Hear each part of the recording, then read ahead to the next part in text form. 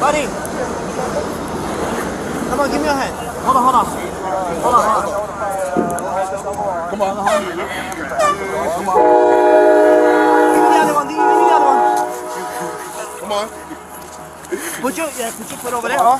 Hold on. Come on.